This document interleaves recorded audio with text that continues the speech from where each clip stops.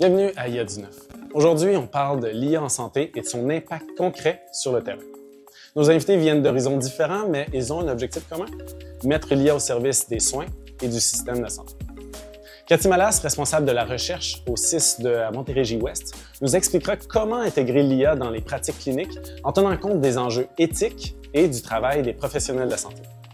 Dr René Casey, cofondateur et PDG de Medelo, nous racontera son parcours d'entrepreneur en santé numérique et comment sa plateforme accélère la recherche sur les maladies rares. Un échange qui nous plonge au cœur des défis et des opportunités de l'IA en santé. Bonne écoute.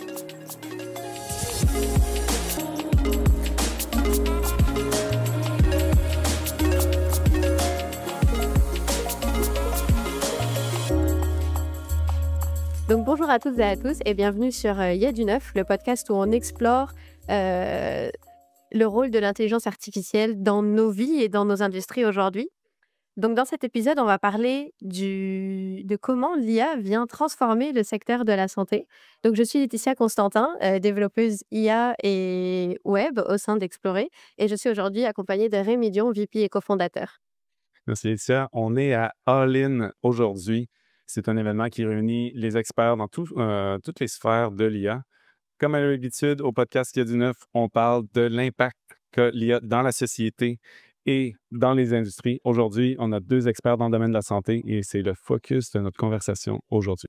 Exact. Donc, on a avec nous le docteur René Casey, qui est cofondateur et CEO de Medelo, et puis également Cathy Malas, qui est chef de recherche au CISSS de Montérégie-Ouest. Donc, bienvenue, merci beaucoup d'être avec nous aujourd'hui. Merci.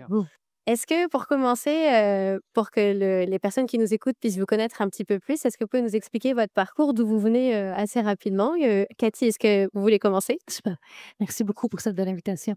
Alors, moi, je suis une passionnée de comment que les connaissances et l'innovation peuvent améliorer la vie des gens. Donc, je suis orthophoniste de première formation en pédiatrie. 2007, j'avais une pratique privée jusqu'à 2018. Je suis chercheuse professionnelle au centre de recherche du Centre hospitalier de l'Université de Montréal. Mais ma recherche est surtout sur le management, l'intégration et la gestion de l'innovation et de l'intelligence artificielle de façon éthique et responsable dans les pratiques et les organisations. Donc aujourd'hui, je dirige la direction de la recherche, de l'innovation et de l'IA et de l'apprentissage au CIS de la Montérégie-Ouest. Donc, tous les jours, je suis gestionnaire, je suis facilitatrice de tout ça. J'enseigne. J'adore. Une de mes passions, c'est de partager les connaissances à la relève et aux plus sages de notre société. Donc, je suis professeure associée à HEC Montréal et je suis une apprenante tout au long de ma vie. Je prends toujours des cours à droite et à gauche à chaque trimestre. Super, merci. René, est-ce que tu peux faire de même? Oui, donc je suis PDG de l'entreprise Medelo. C'est une entreprise américaine, en fait, qui est partie aux États-Unis, qui a traversé la frontière vers le nord au Canada, dont nous en sommes très fiers. Je suis aussi professeur adjunct professeur à la faculté de médecine à l'Université Stanford, en Californie, où j'enseigne l'entrepreneurship dans le digital tech. Et puis, j'enseigne aussi à University of California, San Francisco, où j'enseigne translational medicine. Je suis désolé, il va y avoir quelques anglicismes aujourd'hui. Médecine Translationnelle. Translationnelle, c'est ça. Qu'est-ce que c'est? C'est l'utilisation des sciences digitales, donc des outils digitales en médecine, si vous voulez. Donc, comment on fait pour utiliser des applications sur notre téléphone, par exemple, pour traiter de certaines maladies. Ça pourrait être un exemple de ce type de programme ou d'utilisation. Avant mon arrivée aux États-Unis, j'étais chirurgien. J'étais chirurgien maxillofacial. J'ai travaillé ici à McGill et puis aussi à l'Université de Montréal. Pour une dizaine d'années. J'ai beaucoup aimé mon temps ici, mais pendant mon temps ici comme chirurgien, j'ai monté ma première entreprise où j'ai eu la piqûre de l'entrepreneuriat, qui était un dossier médical électronique. J'ai beaucoup aimé l'expérience. On a été racheté par TELUS et puis c'est là que j'ai décidé d'aller étudier le business et l'intelligence artificielle à l'Université Stanford, où je suis maintenant. OK, super. Et je vais en profiter pour rebondir sur Medelo. Donc aujourd'hui, qui est l'entreprise que vous avez, qu'est-ce que ça fait et comment c'est né? D'où est partie l'idée? Oui, donc lorsque je suis arrivé aux États-Unis, j'avais monté ma première entreprise qui était le dossier médical électronique. C'est un outil que j'ai monté pour mes besoins spécifiques comme chirurgien. Je n'étais pas satisfait des outils qu'il y avait sur place, donc j'ai monté la plateforme. C'est devenu une business un peu par accident. Là, j'ai beaucoup aimé l'expérience et là, je voulais monter une plateforme de recherche. Donc, j'étais aussi chercheur ici. J'ai fait ma formation au laboratoire d'organogénèse expérimentale avec François Auger, que vous connaissez peut-être, Cathy. Et puis, j'ai vu comment c'était brisé ce domaine-là. Ça prend plusieurs années de monter un projet de recherche, d'arriver à la découverte d'un drug target, par exemple. Donc, le but était de monter une plateforme pour accélérer le processus de recherche clinique et même la recherche in vitro. Est-ce que c'est ça qui était brisé? C'était le processus de mettre les choses en production? Lorsqu'on a beaucoup de data et qu'on cherche une réponse, par exemple, trouver un biomarqueur pour une maladie, ça peut être long. Il faut aller sur PubMed, il faut essayer d'aller se faire une tête à ce qui existe aujourd'hui, puis ensuite, il faut partir de là et essayer de trouver un biomarqueur, par exemple. Ça peut prendre des années. Mais avec les outils d'intelligence artificielle, on peut maintenant bypasser beaucoup de travail et demander à un outil, un agent d'intelligence artificielle de faire le travail de façon autonome et de trouver des réponses très rapidement. Donc voilà. Très bien. Et donc, Medeloop, ça part de là, mais on a discuté un petit peu avant, et donc c'est quand même quelque chose de très personnel que vous avez voulu mettre en place. Est-ce qu'on peut parler de ça? Oui, c'est drôle la vie. On avait commencé à monter cette plateforme de recherche en 2021. Et puis pendant qu'on a débuté le projet, ma petite fille de 8 ans est tombée malade. Elle a été diagnostiquée avec une maladie rare qui s'appelle, ça va être en anglais, ça s'appelle Complex Regional Pain Syndrome. Les enfants habituellement perdent l'utilisation d'un membre. Donc, Stella, c'était sa jambe gauche. Et ça cause l'une des douleurs ou la douleur la plus sévère connue chez l'homme. Donc, les enfants vont souvent trouver un moyen de se suicider. Et il n'y avait pas de cure. Donc, ma fille a été hospitalisée pour 3 mois. Et de là est vraiment, là, c'est devenu pressant d'essayer de monter une plateforme de recherche qui aurait pu nous aider à trouver une cure. Donc, la plateforme est vraiment née de ce besoin-là d'essayer de trouver une réponse à la maladie de ma petite fille. Et puis, elle est en rémission aujourd'hui, elle va bien. La plateforme est maintenant utilisée pour étudier les maladies pédiatriques aux États-Unis. Donc, on est très fiers du coup, puis on pense trouver un remède, on pense trouver quelque chose cette année. Ah. Et la plateforme est maintenant utilisée un peu partout dans les plus gros centres de recherche aux États-Unis, donc Stanford, UCSD, Northwestern. On parle d'une plateforme, c'est elle qui a joué un rôle clé déjà dans la situation ici avec votre fille? Non, pas encore. Ça a pris, monter cette technologie-là a pris quand même 2 ans et demi. Ça a été un immense travail. On était une équipe de 30 personnes. Maintenant, c'est un groupe de recherche en intelligence artificielle de l'Université Stanford qui nous ont aidés à monter le tout. Et puis là, c'est monté, on part le projet. Désolé. Et puis là, je suis un des parents chanceux parce que Stella a trouvé, elle est en rémission, donc les symptômes sont partis. On ne sait pas s'ils vont revenir, mais chose certaine, on va trouver une cure pour cette Là, maladie. le véhicule est prêt pour aller en mode rapide pour trouver des... Exactement. Pour monter comment on dit un clinical trial? On dit centralized clinical trial. Un essai clinique décentralisé. Et voilà. Donc, les maladies rares, le problème, c'est que les patients sont rares, il n'y en a pas beaucoup. Donc, il faut essayer de monter des essais cliniques décentralisés pour aller chercher le maximum de patients. Donc, il faut des outils pour permettre ce genre d'études-là qui est bien différent d'un essai clinique qu'on pourrait avoir dans un centre hospitalier. Ce que tu viens de nommer là, René, le fait qu'on a un cas particulier qu'on veut étudier, mais il est rare par défaut, c'est ce qui le rend précieux et difficile à jongler. On le voit souvent aussi dans différentes industries. Quand on travaille entre autres dans le domaine manufacturier, on cherche à savoir c'est quoi une défaillance, mais les défaillances, on n'en veut pas en industrie. Donc, on va voir des gens qui disent « Ouais, j'ai des données depuis 10 ans, 15 ans, mais la défaillance, elle est arrivée une fois. » Donc, on a peu de données à prendre à propos de ça.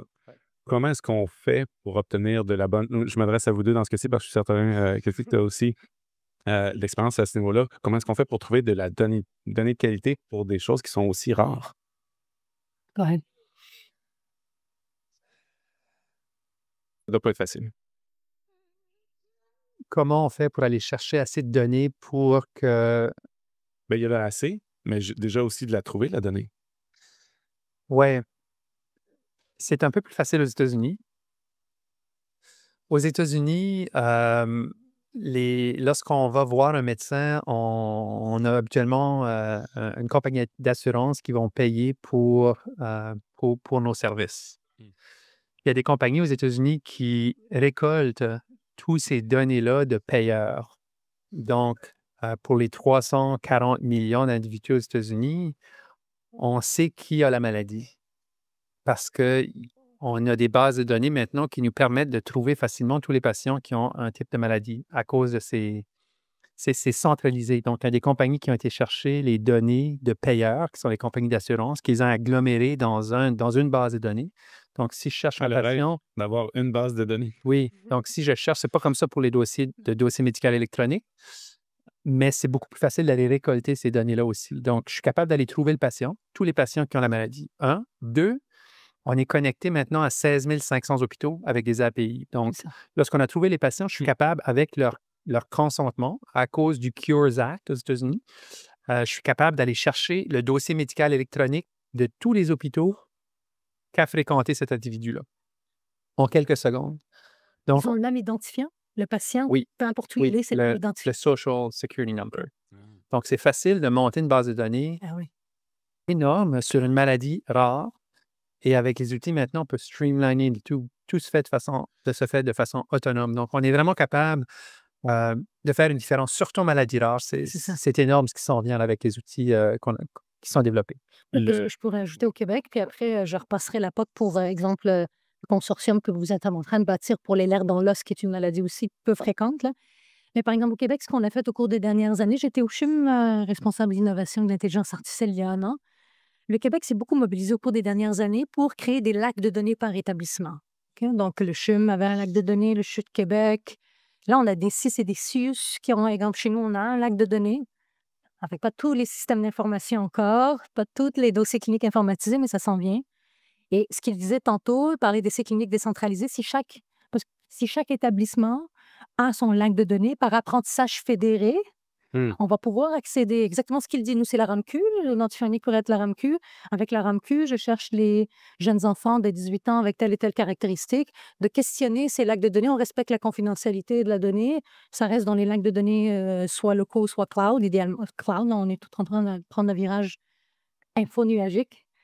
Et donc, si chacun a son lac de données infonuagique sécurisé dans leur tenant organisationnel, mais par apprentissage fédéré, on est capable, selon une question, d'aller chercher la donnée précise pour pousser de la recherche, par exemple, en maladies rares ou en maladies un peu plus fréquentes, par exemple. Pour le bénéfice des gens qui nous écoutent, l'apprentissage fédéré, les données restent locales, les modèles sont partagés, c'est ça? Exact. Vous avez répondu un peu à la question où je voulais vous amener. La donnée est centralisée, pas centralisée, mais elle est unifiée à travers le numéro d'assurance sociale, qui est considéré comme une information sensible dans certains cas. Donc, comment est-ce qu'au Québec, on fait pour jongler avec ça? Ben, il y a mille et une, on jongle plus ou moins bien, mais ce qu'on fait, c'est qu'il y a des lois. On a la C27, on a la loi 5 qui vient la 5 ou la 3. Ah, je me mêle tout le temps, la loi 5, je pense. Pour la protection des renseignements personnels. Donc, il y a ça qui permet de mettre des standards pour que chaque établissement respecte la notion des données sensibles. La recherche nous aide à encadrer. Donc, par exemple, ce que René disait, c'est que René n'a pas accès à toutes les données du patient. C'est avec une question clinique ou de recherche ou une question de gestion. C'est pas parce que j'ai une question, je veux améliorer, par exemple, quel est le taux de réadmission de tous les patients québécois de 65 ans et plus avec maladie cardiovasculaire? Donc, le fait que je pose cette question-là par apprentissage fédéré, ça me permet d'aller chercher la donnée pertinente juste pour cette question-là. Chose qu'avant, il fallait donner accès à tout le système.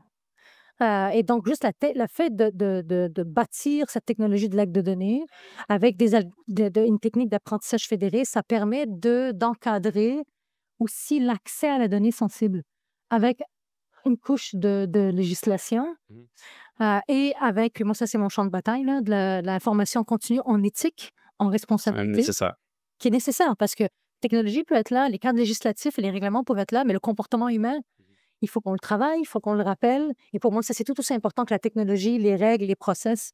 c'est de la formation continue, par exemple, en éthique et en responsabilité. Est-ce que j'ai répondu à la question? Oui, très bien. Ça en a ouvert une autre question. J'ai du mal à saisir. Est-ce que c'est le modèle qui est prêt à répondre à la question qu'on va vouloir lui poser ce jour-ci ou c'est un modèle qui est dédié à répondre à une question qu'on a choisie avant d'entraîner le modèle? Alors, moi, de ce que j'ai observé, puis moi, je ne suis pas une scientifique de la donnée, je ne maîtrise pas les algorithmes comme René le maîtrise, mais nous, de ce que j'ai vu dans les projets que j'ai accompagnés, c'était un algorithme pour une question. C'est ça la question, Oui, hein? exactement. Donc ça fait en sorte qu'on a dit à tout le monde, on va s'entraîner pour répondre à cette question-là. Chacun localement entraîne. Ensuite, les modèles sont mis ensemble de sorte qu'on n'ait pas des particularités de chacune des géographies ou des centres de santé qui ressortent dans le modèle, mais qu'on soit vraiment capable de capturer, de généraliser. Bon. Parfait. Je comprends. J'en profite. Moi aussi, je suis curieuse sur une question et j'ai très envie d'avoir le point de vue États-Unis et Canada sur ça. Comment le personnel de la santé reçoit ces innovations et ces technologies-là? Je lance la balle. De façon large? De façon large, ouais, dans le secteur médical, quand on arrive avec une nouvelle innovation avec de l'IA ou juste logiciel, est-ce qu'ils sont génial, un nouveau jouet, on va pouvoir faire des choses mieux ou au contraire très réticents? Souvent, on voit l'angle américain versus Ouais. québécois ou canadien très différent à ce niveau-là.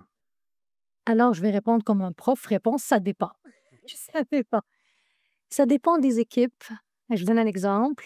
Lorsqu'on a co-créé un outil d'IA pour optimiser les rendez-vous en radio-oncologie puis en oncologie médicale, vous savez, booker des rendez-vous en chimiothérapie, en radiothérapie, on a des plages de 8 heures à 20 heures.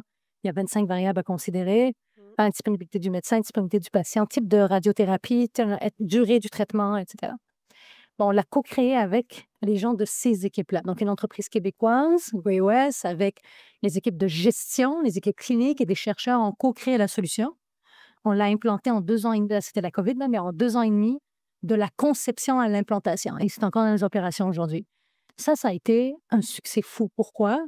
L'équipe ça répondait à un problème, l'équipe était réceptive, il y avait une chimie entre les cliniciens, gestionnaires, chercheurs et l'entreprise qui était crédible. Et ça a été parmi les histoires à succès les plus importantes en IA que j'ai témoignées. Il y a d'autres secteurs où ça a été extrêmement difficile et ça n'a pas marché du tout. Exact. Il y a une petite IA pour optimiser, par exemple, la programmation dans un bloc opératoire. Ça peut Euh, passer, ça. Ça n'a pas passé. Puis Est-ce que- pourquoi? Oui, Surtout humain. Beaucoup de résistance.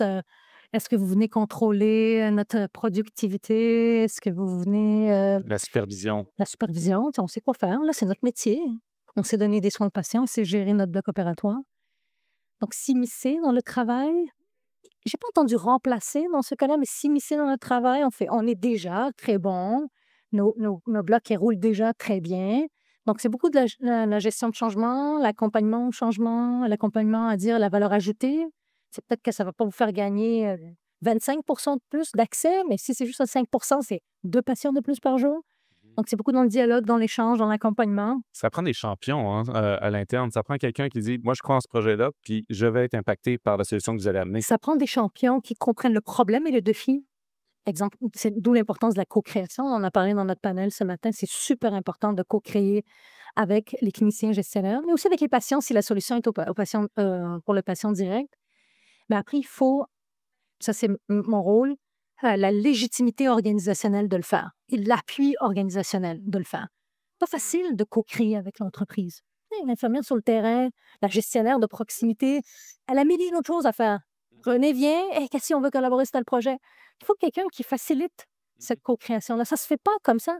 Puis les cliniciens sont en soins directs aux patients, ils noient. Si vous voyez nos urgences, exemple à Valleyfield ou à Anna-la-Berge, on déborde. Donc, comment qu'on arrive à régler des solutions pour le futur à court, moyen, long terme, tout en gérant les opérations au quotidien?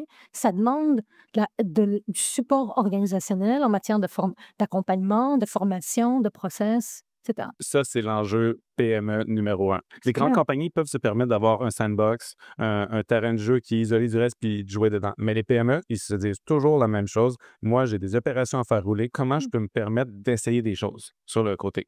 C'est le même speech qu'on entend tout le temps. Exact. Et la réponse, même par exemple à des équipes d'urgence qui sont à 200 de capacité, c'est de dire on peut le faire sans vous, mais ça ne répondra pas aux besoins. Il faut qu'on le fasse avec vous. On va trouver une façon de vous dégager du temps, mais une solution à l'urgence pour augmenter l'accès aux urgences et amener que les patients pertinents, on ne peut pas le faire sans les gens sur le terrain. Maintenant, c'est à quel moment on les implique? Parce que toujours les impliquer, ils n'auront pas le temps. Donc, c'est à quel moment qu'on co-crée? À quel moment on va valider? Est-ce que telle fonctionnalité sur le logiciel X, est-ce que ça rentre dans votre flux de travail, dans votre façon de travailler au quotidien? Est-ce que ça augmente le temps? Et donc, le beau défi, puis je vais conclure là-dessus, c'est oui, de co-créer avec eux, mais de trouver le bon moment pour intervenir, pour aller valider les besoins et valider que c'est, puis on en a parlé, René et moi, intimement intégré dans leur flux de travail. Sinon, ils ne l'utiliseront pas. 5 minutes de plus dans une journée d'infirmière, c'est fini. Oui, je suis totalement d'accord et c'est drôle, ça fait écho à j'ai travaillé dans le domaine de la police en France à un moment et c'est exactement le même problème. On voulait proposer, un logiciel qui leur parle, donc en fait, on allait avec eux une journée dans leur bureau, C'est ça. on étudiait ce qu'ils faisaient ensemble et on leur disait: «Vous travaillez comment?» C'est pas à vous de vous adapter à l'application, mais c'est à l'application de s'adapter à vos besoins. Ça prend d'être sur le terrain, de réussir à avoir le temps le plus possible avec ces gens-là. C'est pas toujours évident, mais c'est beau parce que ça marche pour la santé, mais dans plein de secteurs, je pense qu'il y a beaucoup de gens qui vont se retrouver, dans ce que vous venez de dire. Ce que tu viens de dire, là, s'adapter à l'outil ou l'outil qui s'adapte à nous, ça, c'est la distinction entre les outils clés en main et les outils personnalisés. Si on a des processus, tout le monde est aligné, moins de gestion de changement techniquement, mais on a un outil qui vient s'intégrer là-dedans. Mais si on veut aller rapidement et peut-être avoir coupé les coins ronds, ben, le clé en main permet de débuter vite. Mais ça ne fait pas tout. Je vous donne un exemple. J'ai donné un atelier main à la pâte de ChatGPT, d'OpenAI, à des gestionnaires. La semaine passée, 2 heures et demie. Un main à la pâte, là. Vraiment très peu de théorie. Tout de suite, ChatGPT, Copilot Bing, Perplexity, trois outils publics là, ouverts. Puis je dis, OK, on va prendre 2 cas. Vous avez un compte-rendu à générer, à synthétiser. Vous devez écrire un courriel, changer le ton du courriel. Vous devez planifier un déménagement. Ils ne l'ont jamais touché.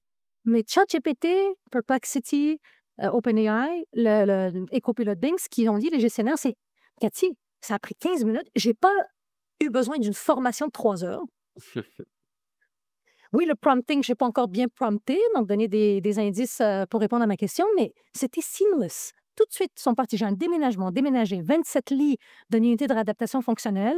J'ai telle et telle partie prenante. Quelles sont la gestion de risque? Quelle est la gestion de changement? Il a construit son plan de déménagement en 45 minutes. Puis 0 formation. Je n'ai pas expliqué les fonctionnalités de ChatGPT. Pourquoi? Parce que c'était intuitif. Ils savent poser des questions à un chatbot, c'est pas compliqué. Et c'est ce genre de technologie-là qui va favoriser l'adoption dans les pratiques et la vie des gens. Absolument. J'aime rappeler aux gens, la première étape, s'initier. Deuxième, explorer. Explorer, ça veut dire, pour moi, va jusqu'à la frontière de ce que l'outil peut donner. Essaie de le briser. C'est vrai. Puis la troisième étape, aller chercher une formation. Quand on sait jusqu'où on peut se rendre, c'est comment est-ce qu'on fait pour être meilleur avec l'outil. Puis là, en 15 minutes, on a eu un outil où est-ce qu'on était capable de toucher.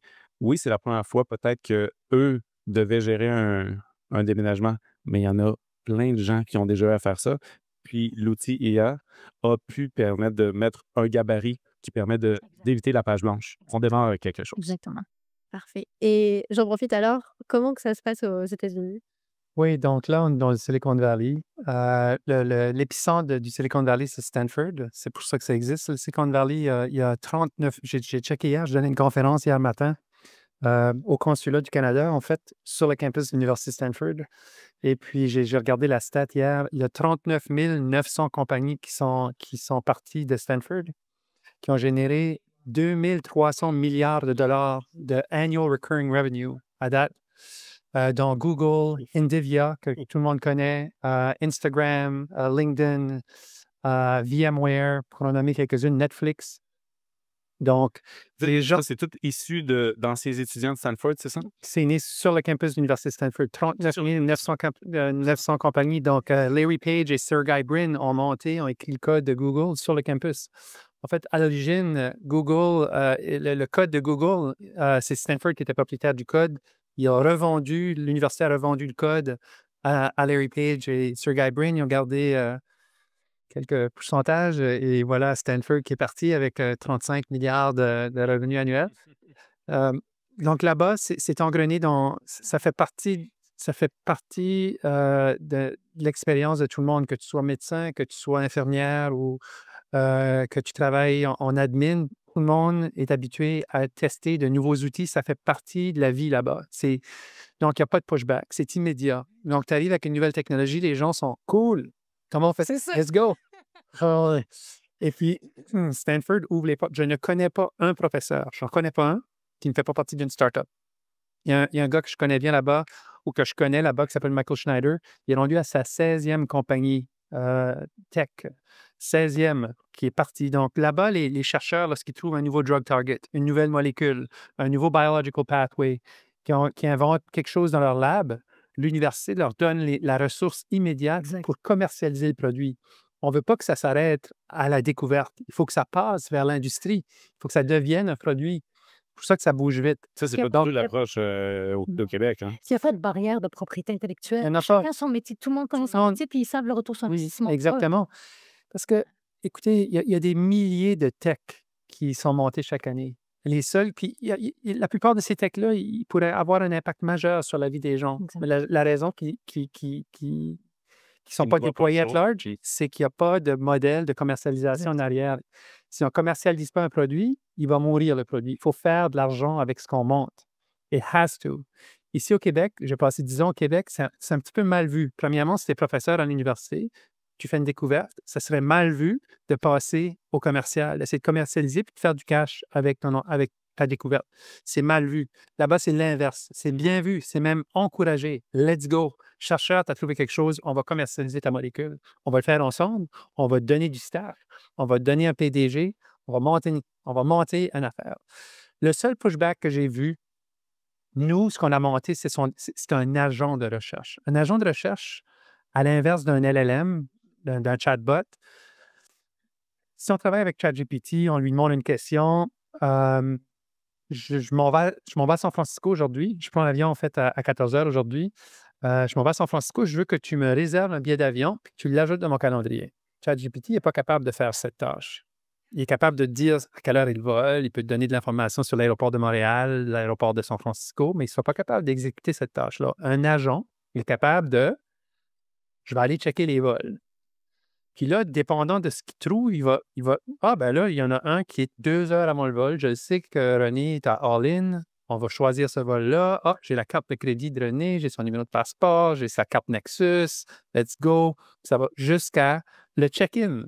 Donc, un agent, c'est ce que ça fait. C'est ce qu'on a monté. Donc, le seul pushback qu'on a eu, parce que là, maintenant, le chercheur est capable d'aller, ça ressemble à ChatGPT, mais c'est un agent qui est en arrière de ça. Donc, l'agent est capable de dire est-ce qu'on est capable de diminuer le nombre de jours d'hospitalisation post-chirurgie de hanche en prescrivant la kétamine? Je ne sais pas.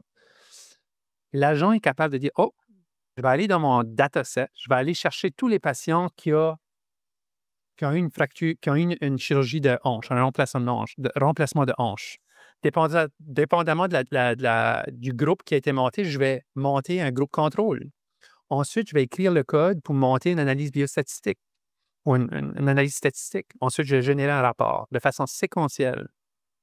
Donc, le problème, c'est que notre agent, en fait, s'appelle ART. Autonomous Research Team. Le problème, c'est que là, je viens de bypasser plein de gens. Là. C'est clair. On est passé d'un médecin qui veut poser une question clinique. Je devrais prescrire de la kétamine post-chirurgie de hanche ou pas. Le médecin est capable de poser la question à l'agent. Mais là, on vient de bypasser l'analyste, le data analyst, qui habituellement écrit du code SQL pour aller monter ces quarks-là. Je viens de passer par-dessus le biostatisticien. On n'a plus besoin de ça, même qu'on est capable, l'agent est capable de faire un travail impeccable. Ensuite, je n'ai plus besoin de la personne qui montait le rapport. C'est tout fait de façon automatique en quelques minutes. Donc, le pushback qu'on a, c'est les gens qu'on remplace. C'est là qu'il y a un pushback. Parce que dans ce cas-ci, il y a remplacement. L'utilisateur, le médecin ou le chercheur, il est ultra content. Mm-hmm. Je vais avoir une réponse immédiate au lieu de l'avoir dans 6 mois. Mais la personne qui est remplacée, c'est un problème. Donc, on n'aime pas dire remplacer, on aime dire appuyer. Donc, le biostatisticien peut vérifier le travail. Make sure the work is good. Check the work. Ça nécessite leur expertise spécialisée pour le faire. Donc, on a encore besoin d'eux pour le faire. Je ne suis pas certain. Écoutez, je conduis une Tesla. Mhm. J'ai mes enfants que j'adore. Ce sont les choses les plus importantes de ma vie. Chaque fois que je vais dans ma Tesla maintenant, j'appuie sur l'autopilote. En Californie, c'est full auto-driving. Donc, on part de la maison, ça sort du driveway, puis ça m'amène à la pièce de théâtre à ma fille de façon automatique. L'intelligence artificielle qui conduit ma voiture, elle est mieux que moi à conduire. Puis il y a des décisions qui sont prises chaque seconde jusqu'à ce que j'arrive à la destination. On check pour les piétonniers, pour les autres voitures, pour les feux de signalisation. Si je suis capable de faire confiance à une voiture avec les choses qui sont les plus précieuses pour moi dans ma vie, qui sont mes enfants, on est rendu à un point où est-ce qu'un agent est capable d'écrire une analyse biostatistique aussi bien, c'est pas mieux que le biostatisticien, de choisir la bonne étude. Il connaît il connaît tous les papiers, il connaît tous les livres de biostatistiques qui ont été montés. Donc, c'est difficile de faire compétition à un engin comme ça.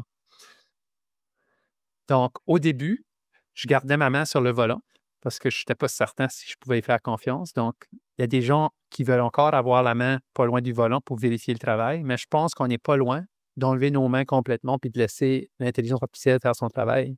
C'est une évolution naturelle de vouloir y aller par prudence. Déjà, on en a quelque chose qui existe. Comment est-ce qu'on fait pour s'assurer que tout le monde soit en accord avec? Mais n'empêche, quand on a un rôle, un emploi qui est centré autour d'une tâche critique et que cette tâche critique-là, elle est automatisée, c'est plus difficile d'avoir le discours, ben, tu vas pouvoir aller faire d'autres tâches qui vont être plus sur ton que c'était celle-là qui a été automatisée. Ouais.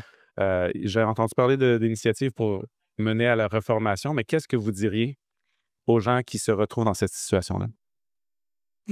Alors, moi, c'est un de mes mandats. Je suis quand même la directrice de l'apprentissage. Donc, l'apprentissage, on a les stages, la formation continue tout au long de la vie, tant des employés, du personnel que des patients et de leurs proches. Pour moi, c'est la responsabilité, elle est partagée, cette responsabilité. Les universités doivent commencer à complètement transformer leur parcours de formation. Au lieu de pousser des connaissances, c'est apprendre à apprendre.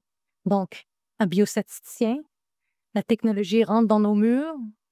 C'est tout médecin, chercheur, clinicien, gestionnaire qui se pose une question veut que ça avance plus vite. Donc, comment que les universités vont transformer le parcours des biostatisticiens avec l'avenue de ces technologies-là? Je ne sais pas comment. Lui dit, on le checkera, mais peut-être un autre aspect de la biostatistique, donc peut-être recommander la meilleure méthodologie. Je ne sais pas, je ne connais pas bien ce métier-là, mais comment que on est capable à l'université de transformer les parcours de formation pour que le biostatisticien fasse un métier différent ou se requalifie en fonction des technologies qui viennent sur le marché. Donc ça, c'est les universités. Cela dit, exemple, moi, comme organisation, j'ai une responsabilité de former tout au long de la carrière ou tout au long de la vie. Donc, moi, je me dis, comme chaque établissement, même privé comme public, devrait avoir des académies au sein de leur organisation. Puis avec des partenariats comme des maisons d'enseignement, bâtir des programmes de requalification. Je donne un exemple qui n'a aucun lien avec l'IA. Quand j'étais au CHUM, on a pris le virage numérique des dossiers papier. Bien qu'on avait Oasis, on avait un système, mais il y avait les dossiers historiques. Donc, c'était des agents administratifs classe 4 qui, à longueur de journée, prenaient du papier et le mettaient dans la machine pour numériser. Il y en avait certains qui avaient hâte de faire autre chose, mais il y avait une partie, environ 15%, qui voulaient continuer le métier. Donc, notre responsabilité comme directeur de l'enseignement ou de l'apprentissage ou des ressources humaines, c'est pas de dire merci, au revoir, on te place sur un autre A4, c'est de dire qu'est-ce que tu veux faire. C'est ça le développement de carrière. Qu'est-ce qui te passionne dans la vie? C'est quoi tes intérêts? Puis, en la lumière de ça, elle a dit OK, est-ce qu'on a une opportunité dans notre organisation? Oui, parfait. Quelles sont les études complémentaires, la formation continue, à même l'emploi, pour requalifier ces personnes pour que leur travail soit une plus grande valeur ajoutée? Jouer à l'autruche puis dire il n'y en aura pas de technologie comme celle que René décrit dans nos murs, c'est être naïf puis ne pas être responsable. Ça me rappelle la transition qu'on a vécue au début du siècle dernier. On avait, pour faire un appel, il y avait des gens qui connectaient Oui. les appels. Ça, c'est vrai. quelque chose qui est disparu. C'était fondamental à ce moment-là pour ces personnes-là, mais maintenant, on ne se voit pas continuer. On est passé de 2 milliards de personnes en 1920-30 à 8,5 milliards. On ne pouvait plus se rendre là. Sans parler du fait que maintenant, avec les cellulaires, c'est plus une technologie qui est applicable. On l'a vu avec Excel. Quand Excel est arrivé, Avant Excel, ça ressemblait à quoi la vie? Ben, il y a une équipe qui trace des lignes droites, qui fait les calculs mathématiques, qui le présente à quelqu'un. Puis ensuite, on dit, oui, mais qu'est-ce qui se passe si je change ce chiffre-là? Ah, ben, on retourne à la table à dessin. Maintenant, ça se fait en quelques secondes dans Excel. Ça l'a complètement transformé notre façon d'interagir avec nos collègues, mais aussi de faire la business. À ce moment-là, ce qui était important, c'était de se projeter. Maintenant, c'est de simuler. Je veux simuler rapidement puis voir, OK, il est où le stress test? C'est quoi qui se passe? On peut rapidement mettre dans les mains d'un seul individu de faire de la simulation. Ça, c'est ce que Excel avait permis de faire. Puis là, maintenant, on a cet outil-là que nous présente René. Puis c'est ça que je vois encore. Apprendre à apprendre. Il y a un an de ça, un an et demi, les gens étaient mortifiés. Qu'est-ce qu'on va apprendre à nos jeunes à l'école avec ChatGPT qui peut faire la rédaction? Ce que j'ai entendu qui me plaisait bien, c'est qu'on va s'éloigner d'apprendre des choses. C'est plus d'accumuler des choses dans la tête qui va être l'utilité. Ça va être de curate the information. Savoir, OK, il y a plein d'informations qui viennent d'où, laquelle est la bonne, comment je prends une décision en fonction de l'abondance de données qui est autour de moi. Et focusser sur d'autres habiletés qu'on n'enseigne pas. Exemple, l'entrepreneuriat, la créativité, dès le début, dès la première année. La littératie fiscale, la littératie financière, la littératie numérique. Je veux dire, au lieu d'apprendre, développons d'autres compétences, l'esprit critique. L'esprit critique, on ne le développe pas assez plus jeune. Et là, c'est sûr qu'il y a de la neurocognition, là, on ne développe pas l'esprit critique à n'importe quel âge, mais moi, je pense qu'il faut, comme société, qu'on se repose la question, quelles sont les compétences, revoir le développement de compétences de la maternelle jusqu'à l'université, et effectivement, développer des compétences qu'on n'avait pas le temps de développer parce qu'on était dans le bourrage de connaissances de nos Il apprenants. y a certaines écoles dans Silicon Valley qui ont complètement changé le format. C'est déjà le même format du tout. Zéro, ils partent de zéro. Là. La première année, c'est plus pareil du tout. Là. C'est complètement, on apprend à utiliser des outils comme ChatGPT dès la première année. Ma petite fille est en 5e année, elle utilise ChatGPT, elle sait déjà c'est quoi. Donc, c'est encouragé. Il faut utiliser l'outil. L'outil va Les humains qui vont gagner, ce sont ceux qui vont s'adapter à la technologie, qui vont savoir comment l'utiliser au maximum. Donc, le biostatisticien that pushes back sur cette technologie-là, il ne peut pas gagner cette bataille, comme la personne qui travaillait à la ligne de téléphone dans le temps. Ça change. On est capable maintenant à San Francisco de se coller un taxi. Il n'y a plus de conducteurs. C'est Waymo? Oui, Waymo. Ça arrive. Puis ils ont fait 1 milliard en vente cette année. Donc, ça s'en vient. Donc, des conducteurs de taxi, ça va diminuer. À un moment donné, il n'y en aura plus. Il faut s'adapter. Tu me fais rêver, René, avec ce qui se passe en Californie. Essentiellement, ce qu'ils ont fait avec San Francisco, c'est de créer un immense sandbox. Il y a une municipalité qui dit, nous, on est prêt à prendre certains risques, puis voici le terrain de jeu avec les règles dans lesquelles vous pouvez jouer. On va C'est ce qu'on accepter. aimerait avoir un peu en santé ou Ouais. n'importe quelle industrie. Ouais. C'est un peu cowboy, Uh-huh. mais ça avance, gosse. ça avance vite. Ça avance vite. Écoutez, s'il n'y avait pas eu des cowboys, ma petite fille, elle serait peut-être pas là aujourd'hui. Il y a Mhm. des cowboys avec les traitements qu'ils ont fait. C'était pas mal expérimental. On a donné des drogues, des médicaments qui ne sont pas utilisés partout pour le traitement de cette maladie-là. On a pris des risques. On m'a suggéré des risques que j'ai acceptés et ça a fonctionné. Il y a beaucoup de systèmes de santé qui ne font pas ça. Voici le traitement.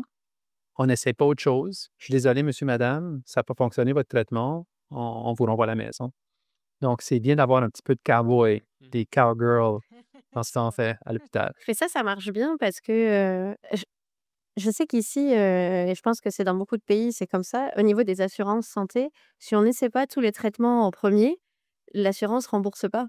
Donc on est obligé de passer par ce stade-là de traitement 1, puis ça marche pas, ça échoue, on fait Ouais. traitement 2, puis on perd un temps monstrueux, et puis la maladie se dégrade. Ouais. Alors que les histoires d'assurance sont quand même pas pareilles aux États-Unis, donc je pense qu'on peut bypasser ces premiers C'est traitements, parfait, non, puis c'est sûr. arriver directement en haut, mais ça coûte beaucoup d'argent par contre. Tout à fait.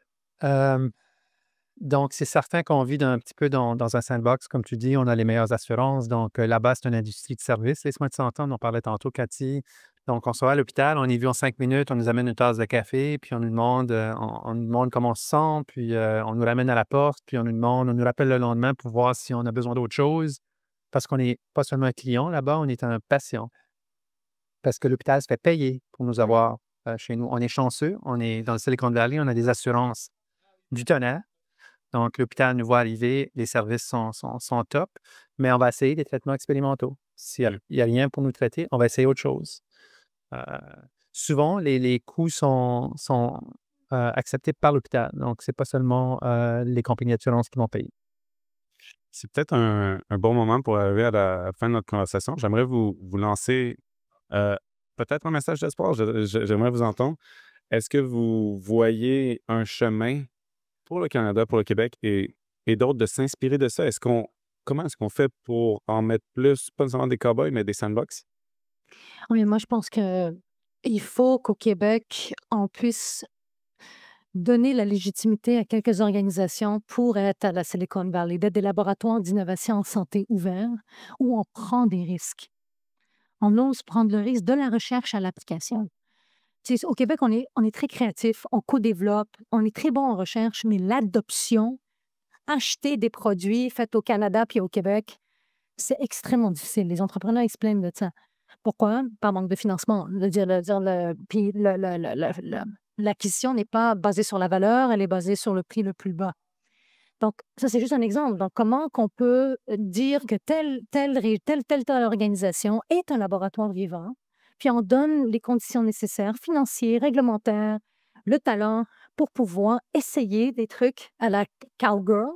Être cowgirl, pas pour être cowgirl, c'est pour sauver des vies. Ouais. Tu sais, à un moment donné, c'est des maladies rares, on ne le connaît pas. Donc, si on n'essaye pas, on ne le saura pas. De toute façon, ces populations-là sont handicapées par leur maladie et certains meurent. Donc, si on ne fait rien, ben, ça va continuer dans la même situation.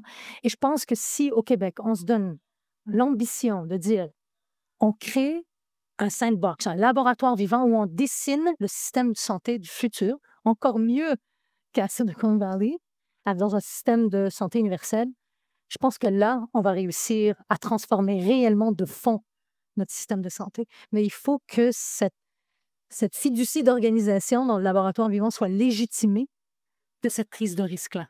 Oui. Écoutez, là, je vais vous parler du point de vue industrie. On a monté une technologie puissante qui est adoptée là-bas, dans Silicon Valley. Et à travers les États-Unis, on travaille avec les plus gros centres de recherche aux États-Unis. Ça fait 2 ans qu'on essaye de se faire adopter au Québec. Et on est toujours en train d'essayer de forger des partnerships. On vient de commencer à travailler avec une université. On nous a demandé d'écrire un chèque d'1 demi-million pour qu'ils essayent notre technologie. Donc, c'est l'inverse. C'est l'inverse de ce que Cathy vient de décrire. On nous met des bâtons dans les roues pour s'intégrer, pour de déployer de la technologie qui pourrait avoir un impact majeur. On vous demande de payer pour pouvoir essayer votre technologie. Un demi-million de dollars qu'on nous a demandé pour Il faut que tester. l'entreprise investisse avant que le public investisse. Donc, là-bas, vous savez, la population de la Californie est 40 millions. Ici, c'est à peu près 40 millions. Donc, la population d'un État, on est là-bas. Donc, c'est difficile pour une entreprise des États-Unis de vouloir déployer au Canada. La population n'est pas large. Puis en plus, c'est très difficile. C'est presque impossible. C'est très, très difficile de s'en aller ici. La seule raison qu'on est ici, c'est que je suis d'ici, donc je veux déployer mon produit au Canada. C'est pas par manque de marché. On a un marché qui est énorme aux États-Unis. On gagne bien notre vie là-bas, mais c'est ultra difficile. Donc, il faut changer les choses. Il faut inviter les tech startups à déployer au Canada. Je vous donne une analogie. J'aime toujours donner cette analogie-là de l'ancien pont et du nouveau pont. Donc, on a un ancien... Aujourd'hui, le système de santé québécois roule sur un ancien pont. Pour dessiner le futur de la santé, il faut construire, réinventer ce nouveau pont. L'ancien pont, il doit continuer à rouler. Il faut voir des patients.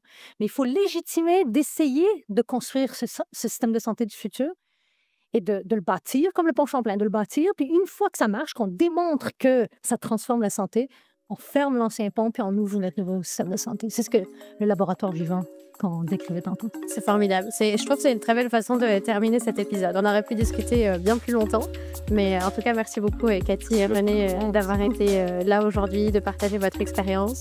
Et puis, on se retrouve bientôt pour un nouvel épisode sur IA du Neuf. Je vous invite à nous suivre sur les réseaux, sur LinkedIn, sur la page explore.ai. Merci beaucoup. Merci. Bonne journée. On vient d'entendre 2 approches bien différentes, mais complémentaires de l'IA en santé. Si on fait un parallèle avec la peinture, une œuvre naît toujours d'un équilibre entre spontanéité et structure. Un atelier peut être en ébullition, couvert de couleurs, mais au final, c'est la toile et le cadre qui donnent sa forme au tableau. Cathy Malas, c'est celle qui prépare la toile et le cadre, qui s'assure que l'IA s'intègre bien dans le système de la santé de manière responsable et adaptée. René Kessy, lui, c'est le peintre qui ose les coups de pinceau audacieux, qui développe des outils innovants pour transformer la recherche médicale. L'une crée l'espace où l'innovation peut s'épanouir, l'autre y apporte des touches de génie. Deux approches essentielles pour une œuvre complète.